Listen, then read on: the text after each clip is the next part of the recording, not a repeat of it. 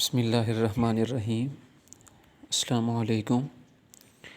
Dear students, उम्मीद है कि आप लोग खैर व आफ़ियत से होंगे। स्टूडेंट्स, आज हम चैप्टर नंबर 9 के एक बहुत ही इम्पोर्टेंट और इंटरेस्टिंग टॉपिक को डिस्कस करेंगे, that is uptake of water and ion from soil to roots.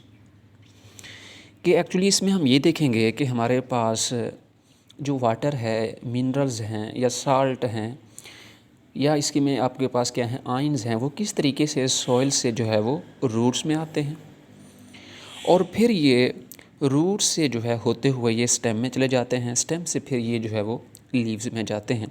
तो जहाँ जहाँ इनकी रिक्वायरमेंट होती है फिर वहाँ पर इसको इस्तेमाल किया जाता है। तो इसमें हम ये फोकस करेंगे कि किस तरीके से जो रूट्स हैं वो वाटर और आयन को अपटेक करने में प्लांट्स की हेल्प करती हैं।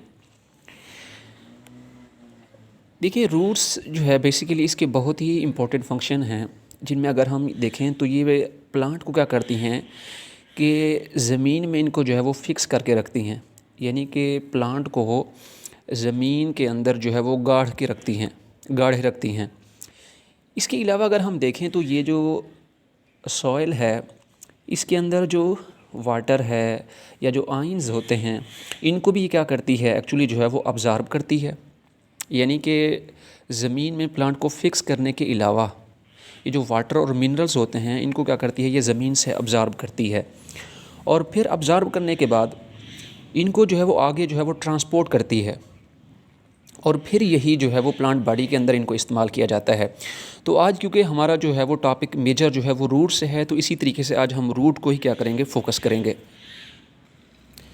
अगर हम प्लांट की देखें, मॉर्फोलॉजी देखें, तो ये हमारे पास क्या हैं जी, रूट्स हैं और इन रूट्स के साथ ये क्या हमारे पास रूट हेयर्स हैं, यानी कि रूट्स के साथ जो कुछ एक्सटेंशंस हैं, इन एक्सटेंशंस को हम कहते हैं रूट हेयर्स। तो वाटर और आयंस जो होते हैं वो सबसे पहले किस में आते हैं जी, रूट हेयर्स में।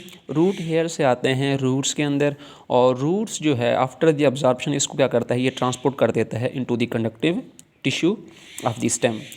तो अगर हम देखें रूट्स की बात करें तो एक्चुअली ये हमारे पास जो रूट्स हैं, अगर हम इसका छोटा सा जो है वो पीस लें और उस छोटे से पार्ट को माइक्रोस्कोप की मदद से अगर हम स्टडी करें तो इसके अंदर जो है वो बहुत सारे टिश्यू जो है वो मौजूद होते हैं। यानी कि अगर हम इसकी अनाटमी को डिस्कस करें तो सबसे पहले होता ये है कि ये हमारे पास है जी रूट हेयर्स। अच्छा, अब इसी रूट हेयर्स जो होती हैं बेसिकली ये एपिडर्मस की जो एक्सटेंशंस होती हैं, इन एक्सटेंशंस को हम कहते हैं रूट हेयर्स। तो फिर जो वाटर है ये सबसे पहले किस में आता है जी, रूट हेयर्स में। तो रूट हेयर से ये आगे किस में आएगा, एपिडर्मस में। एपिडर्मस से होते हुए ये जाएगा किसके अंदर, कॉर्टेक्स के अंदर। कॉर्टेक्स से आएगा ये एंडोडर्मिस में। एंडोडर्मिस से जाएगा ये पेरिसाइकल में और पेरिसाइकल से जो है वाटर इंटर हो जाएगा जाइलम के अंदर। तो इसके बाद इसको आगे क्या किया जाएगा, प्लांट के अंदर ट्रांसपोर्ट कर दिया जाएगा। तो ये एक्चुअली जो है वो इसका एक इंटरनल जो है वो स्ट्रक्चर है, या हम इसको इसकी एनाटमी भी कह सकते हैं। इसी तरीके से इसकी एक और डायग्राम है, देखें।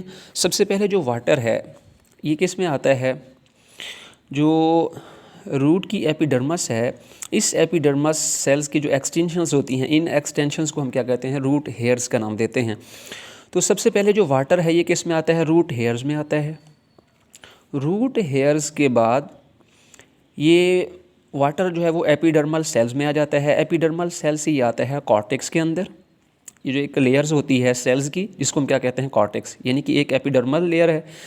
एपिडर्मस लेयर के बाद जो है वो हमारे पास क्या है जी, कॉर्टेक्स है। कॉर्टेक्स से जो है ना ये जाएंगे किसके अंदर, एंडोडर्मिस के अंदर, और एंडोडर्मिस से जो है ना ये किस में आ जाएंगे, जाइलम के अंदर। तो इस तरीके से जो है ना ये जाइलम से किस में आ जाएंगे, फ्लोएम के अंदर।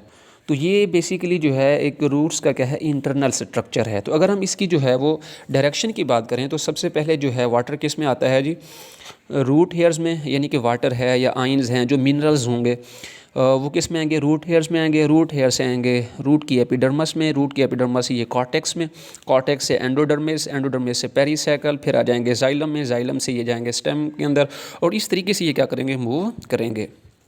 अल्लाह ताला आप सबको और आपके अजीज़ व अकारिब को आसानियाँ अता फ़रमाएं और आगे आसानियाँ तकसीम करने का शर्फ़ हासिल करें।